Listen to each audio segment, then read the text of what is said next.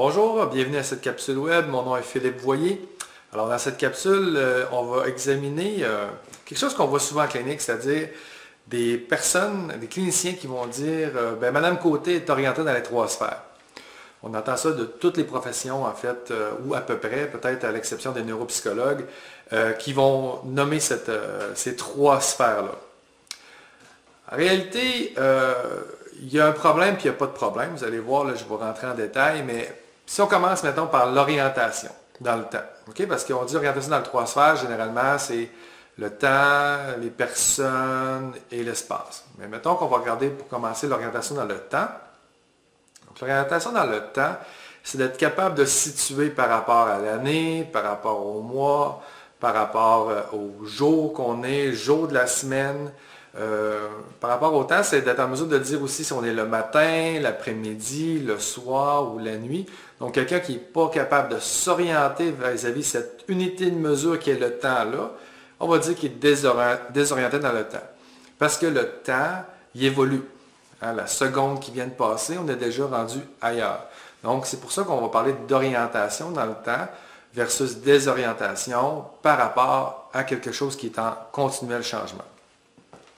Si on regarde l'orientation dans l'espace, bien ça c'est la même chose. En fait, c'est d'être en mesure de dire dans quel pays on est, dans quelle province, dans quelle ville, dans quel établissement, à quelle adresse, sur quel étage, dans quelle chambre. Dans le fond, c'est vraiment l'orientation dans l'espace, donc savoir où on est. Et l'espace, bien encore là, c'est quelque chose qui change. Je m'en vais au travail, je n'ai pas le même environnement qui tourne autour de moi. Donc, je sais que je suis au travail et non à la maison. Je sais que je ne suis pas dans un centre sportif quand je me déplace là parce que l'environnement physique change continuellement. Je suis en voiture, je me promène sur l'autoroute. Autour de moi, l'environnement se modifie constamment, mais je peux rester quand même orienté dans l'espace. Donc, être orienté dans l'espace, être orienté dans le temps, ça fait parfaitement du sens. Il y a des gens qui vont dire on est orienté envers les objets aussi, hein, parce qu'il y en a qui vont dire orienté dans le temps, l'espace, les objets, les personnes. En fin de compte, c'est un peu un glissement que les cliniciens font quand on fait ça, parce que lorsqu'on ne reconnaît pas un verre d'eau, une table, une chaise, mais en fait, c'est un problème de mémoire qui affecte en particulier la mémoire sémantique, hein, où sont là toutes nos connaissances. Lorsqu'on ne reconnaît pas c'est quoi une voiture, ces genres d'objets-là, c'est une erreur de dire qu'il est désorienté envers les objets. On ne devrait pas faire ça. On devrait plutôt parler d'un trouble de mémoire à ce moment-là au niveau de la reconnaissance. Donc, moi, je vous suggère d'éviter ça. Après ça, il y en a qui vont parler d'être orienté envers les personnes. Donc, de ne pas reconnaître sa fille, de ne pas reconnaître son conjoint, de ne pas reconnaître quelqu'un qui est significatif ou pas significatif, mettons une personne qui est habillée policier, donc ça a un uniforme particulier. Donc, si la personne ne reconnaît pas le policier, bien, on pourrait dire elle est désorientée envers les personnes. Mais comme je l'ai dit, reconnaît pas, on est encore dans la même situation. On est plus vis-à-vis d'un problème de mémoire qui fait référence à la reconnaissance, tout ce qu'on doit faire un lien avec nos connaissances antérieures. Donc, on est davantage dans un problème de mémoire que vis-à-vis un problème de désorientation. Désorientation envers les personnes, encore une fois, ça ne fait pas vraiment sens. C'est encore un petit glissement qu'on a pris. Donc, on ne devrait pas encourager ça. Mais des fois, les gens vont dire, Philippe, c'est pas en lien avec la désorientation envers les autres personnes, parce que ça, je suis d'accord, c'est plus un problème de mémoire, mais c'est eux qui ne se reconnaissent pas. Donc, à ce moment-là, c'est une désorientation envers les personnes, mais c'est envers eux-mêmes. Hein, il ne sait plus qui il est. On voit ça particulièrement dans certaines maladies comme l'Alzheimer. À certains stades, il y a des patients, des résidents qui vont vivre ça.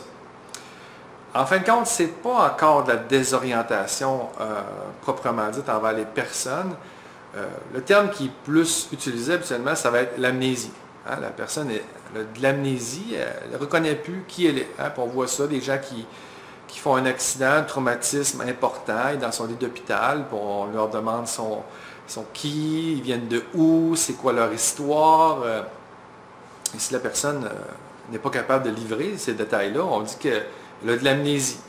Si elle ne se souvient pas des aspects avant la pathologie, bien, à ce moment-là, on va parler que c'est de l'amnésie rétrograde. Si elle n'est pas en mesure de faire des nouveaux apprentissages suivant la pathologie, on parlait d'amnésie antérograde. Mais là, ça, c'est des détails. Là, on peut parler d'amnésie en général, mais ce n'est pas encore de la désorientation envers les personnes.